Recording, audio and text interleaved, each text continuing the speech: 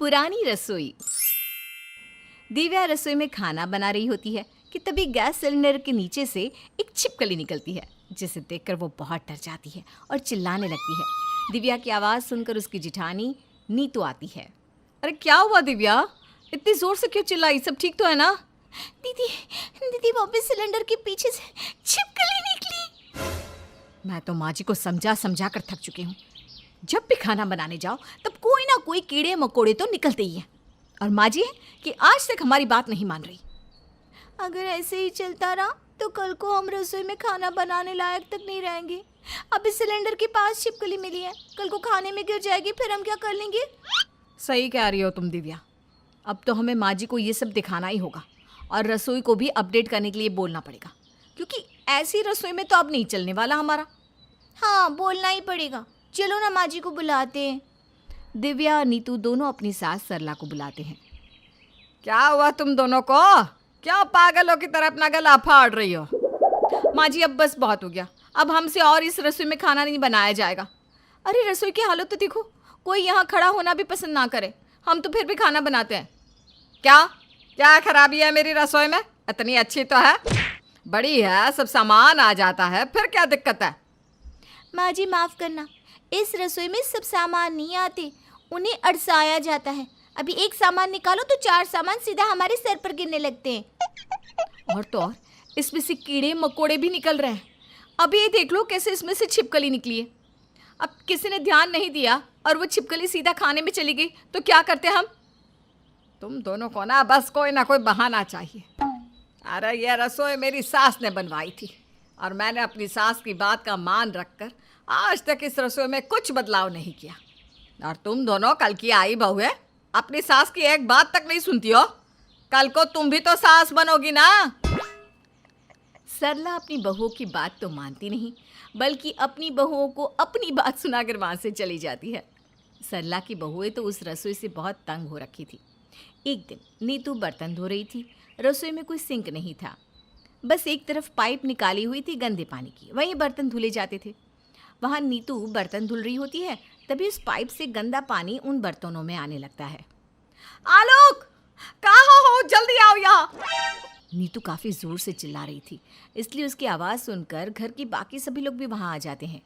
अरे क्या हुआ नीतू, तुम ठीक तो हो ना? इतनी ज़ोर से क्यों चिल्लाई? सब ठीक तो है? अरे अब मैं और क्या करूँ, बस मेरे पास चिल्लाना ही तो बचा है।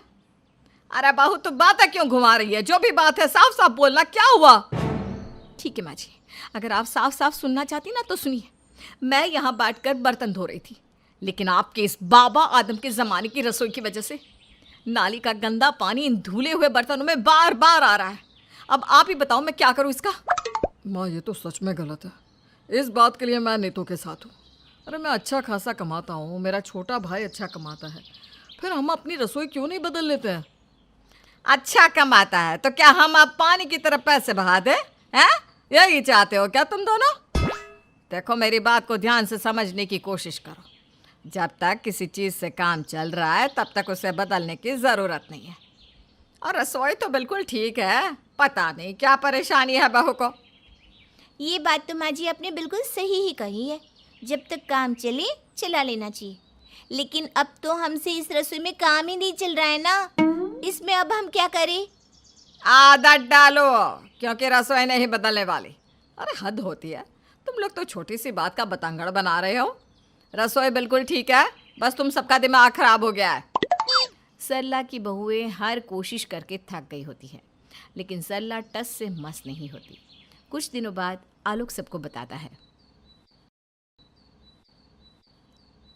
आज मेरे बॉस और उनकी वाइफ हमारे घर आने वाले हैं डिनर पर, तो मैं आप सबके आगे हाथ जोड़ता हूँ कि कुछ भी ऐसा मत करना जिससे मेरी नाक कट जाए उन दोनों के आगे। अरे नाक क्यों कटेगी? इतना बड़ा घर है हमारा, वो भी इतने अच्छे से बनाया है। वो लोग आएंगे और देखेंगे कि तेरा इतना बड़ा घर है तो वो भी तारीफ करेंगे तेरे घर की। माँ जी, जेठ जी बस घर की ही नहीं बल्कि रसोई की भी बात कर रहे हैं। घर देखकर तो हर कोई तारीफ ही करता है, लेकिन कोई गलती से रसोई देख ले तो मजाक बनाने में पीछे नहीं हटता। जब घर की बहू ही ऐसी हो तो मजाक तो बनना ही है। क्या मतलब है माँ जी आपका? हम दोनों को देखकर क्या लोग मजाक बनाते हैं हमारा? चलो थोड़ी बहुत तो समझदार हो गई हो। एक ही बार में समझ तो गई कि मैं क्या कह रही हूँ। माँ जी, काश हमारे साथ साथ आप भी थोड़ी समझदार हो जाती तो ज़्यादा अच्छा होता। मुझसे ज्यादा बहस करने की जरूरत नहीं है। तुम दोनों भूलो मत कि अब भी मैं ही हूँ तुम्हारी सास, ना कि तुम दोनों मेरी सास जो कुछ भी बोलती रहो और मैं आराम से सुनती रहूं। माँ जी, अगर हम आपकी बहुएं हैं तो कम से कम बहुओं की एक बात तो मान ही लो। रसोई को थोड़ा मॉडर्न कर दो। हमारे भी दोस्त आते हैं तो पुरानी रसोई देखकर हमें खुद अच्छा नहीं लगता। कुछ नहीं होगा। जिसको जो भी करना हो वो मेरे मरने का इंतजार करे पहले। जब मैं मर जाऊं तो जिसका जो मन है वो करता रहे, मुझे कोई परेशानी नहीं होगी तब। हर बार सरला सबको अपने मरने की बात बोलने लगती और हर किसी को अपनी बात में हामी भरने को मजबूर कर देती। शाम को जब आलोक के बॉस अपनी वाइफ के साथ आते हैं तो आलोक का घर देखकर बहुत खुश होते हैं। वाह आलोक, तुम्हारा घर तो बहुत शानदार है। Thank you boss. वो क्या है ना, हमें गंदगी बिल्कुल पसंद नहीं है और मॉडर्न ज़माना हो रहा है तो घर क्यों नहीं, तो बस हम लोगों ने मिलकर घर को भी थोड़ा मॉडर्न ही कर दिया। हाँ, वैसे आज तुम्हारे बॉस आए हैं, घर पर खाना भी कुछ अच्छा ही होगा।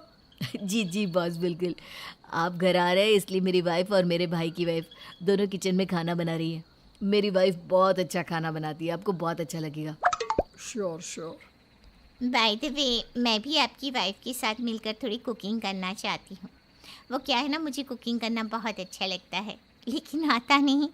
तो तुम्हारी वाइफ के साथ बनाऊंगी तो फिर वो भी मुझे बताएगी ना। हाँ हाँ बिल्कुल, बट एक प्रॉब्लम है। प्रॉब्लम? कैसे प्रॉब्लम है?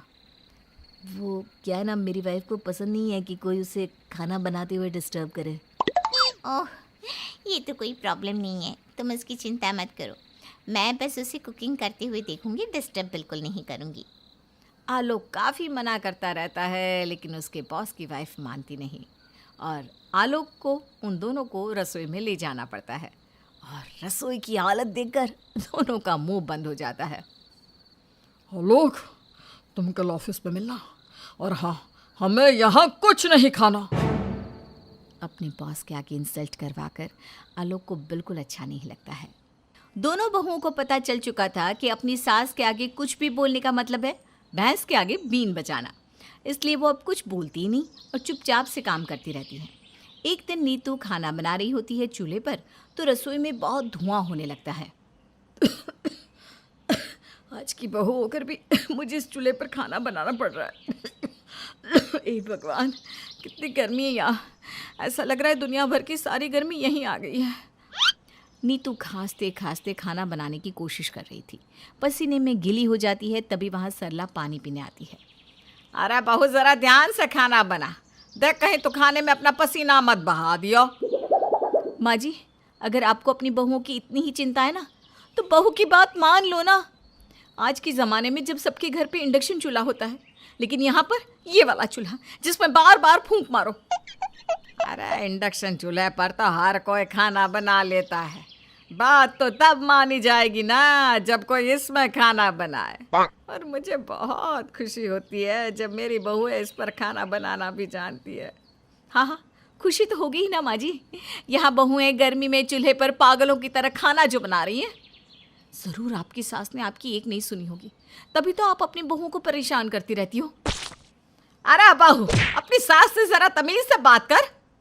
मेरी सास भी बिल्कुल मेरी तरह थी, जो अपनी बहुओं को बहुत प्यार करती।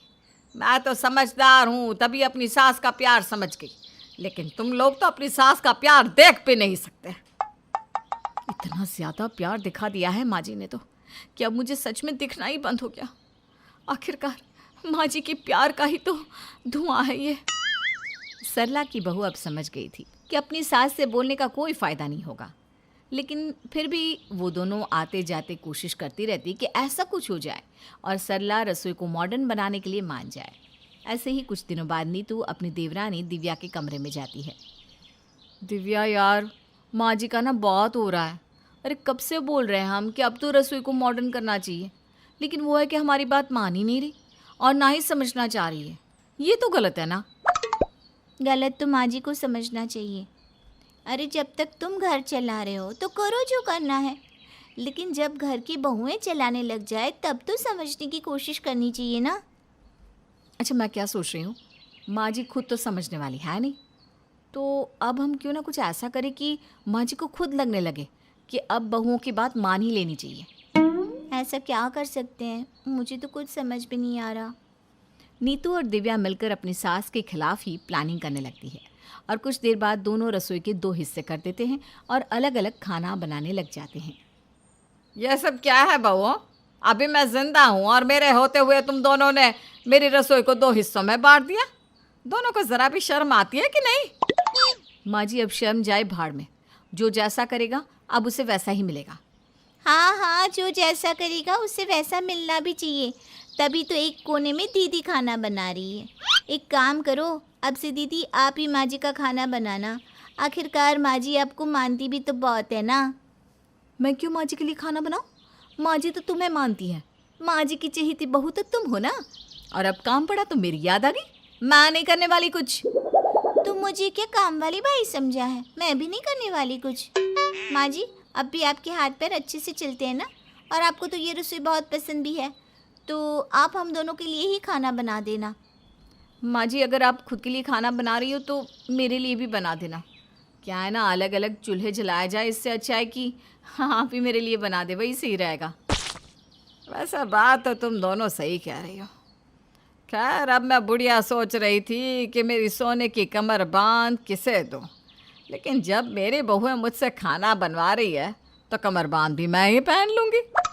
क्या माँ जी, कमरबंद? माँ जी मैं बना दूँगी खाना, मुझे कोई परेशानी नहीं है किसी के लिए खाना बनाने में। मैं तो खाना अच्छा भी बनाती हूँ।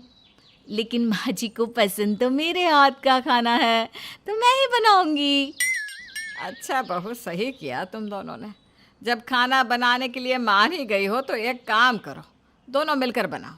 और हाँ, आगे से मुझे ये ड्रामा नहीं चाहिए बिल्कुल भी। अपने प्लान पर दोनों बहुओं ने खुद ही पानी डाल दिया, लेकिन फिर भी अब दोनों कोशिश करने से पीछे नहीं हट रही थी। कुछ दिनों बाद नीतू और दिव्या की ननद महक अपने ससुराल से आती है। महक के लिए दोनों खिचड़ी बनाती है। भाभी ये क्या है, आज आपकी ननद आई है और आप अपनी ननद को खिचड़ी खिला रही हो? अब ऐसी रसोई में आपको खिचड़ी भी नसीब हो रही है, ये तो आपके लिए बहुत खुशी की बात होनी चाहिए ना, क्योंकि इस रसोई में 56 भोग तो नहीं बनने वाले। बहू, तो फिर बहाना बनाने लग गई। लगता है माँ ने दोनों भाभीयों की नाक में दम कर रखा है, तभी तो भाभी बिल्कुल चिढ़ी हुई है और खाना भी अच्छा नहीं बना रही। मुझे अब तो भाभीयों को माँ को मनाने का ब्रह्मास्त्र बताना ही होगा। महक को आते ही पता चल गया था कि उसकी दोनों भाभी अपनी सास से परेशान हो गई हैं, इसलिए वो दोनों को अकेले में लेकर जाती है और कहती है, भाभी मुझे पता है आप माँ की पुरानी रसोई से परेशान हो ना। ननद जी, ये बात आपको कैसे पता चली? हमने तो आपको कुछ भी बताया नहीं। फिर आपको ये सब बात किसने बताई? माँ जी ने? नहीं भाभी, मुझे किसी ने नहीं बताई, लेकिन आप दोनों बोल रही हो कि ये घर आपका अभी हुआ है, लेकिन पहले मेरा ही था, इसलिए मैं सब कुछ अच्छे से जानती हूँ। तो फिर आप कैसे रहती थी? देखो, माँ को अच्छा खाना पसंद है। जब उनके खाने में कुछ खराबी आ जाएगी तो वो खुद ब खुद सुधर जाएंगी। मतलब हम ऐसा क्या कर सकते हैं? देखो, पीछे वाली दीवार खराब है ना, तो बस उसका फ़ायदा उठाओ अब। महक अपनी भाभीयों को सब बता देती है और दोनों बहुएं मिलकर अपनी सास के खाने में कभी रेत डाल देती है तो कभी दीवार की पपड़ी। ऐसे ही अब रोज़ होने लगता है तो सरला भी परेशान हो जाती है। एक दिन सरला की सब्जी में जब ऊपर ऊपर पपड़ी तैर रही होती है तो सरला को बहुत गुस्सा आता है। बहू, क्या है यह? तुम दोनों से एक काम नहीं होता क्या? खाना तक नहीं बनाया जाता? माँ जी, हम तो खाना अच्छा बनाते हैं, लेकिन अब खाने पर वो दीवार की पपड़ी गिर जाती है तो हम भी क्या कर सकते हैं? हम पपड़ी पकड़ने थोड़ी ना बैठ जाए। अब हम तो आपको वापस से रसोई बनवाने को नहीं बोल रहे हैं, है ना? जैसी है वैसी ही रहे, लेकिन अब ये सब परेशानियां तो झेलनी ही पड़ेगी। अच्छा, मतलब अब रोज रोज खाने में इसी तरह रेत पपड़ी मिलती रहेगी। माँ जी, हम जानबूझकर तो कुछ करते नहीं, और ऐसा भी नहीं कि हम गिरी हुई पपड़ी आपकी सब्जी में डाल रहे हैं। नज़र हटती है और उतनी देर में कुछ न कुछ हो जाता है। बस बहुत हुआ, अब मुझे ये सब रेत मिट्टी वाला खाना नहीं खाना। आलोक को बोल दे रही हूँ, कल से ही नई रसोई का काम शुरू हो जाएगा। सरला जो अपनी बहुओं की एक नहीं सुन रही थी, वो अब खुद परेशान होकर नई रसोई बनाने के लिए मान जाती है।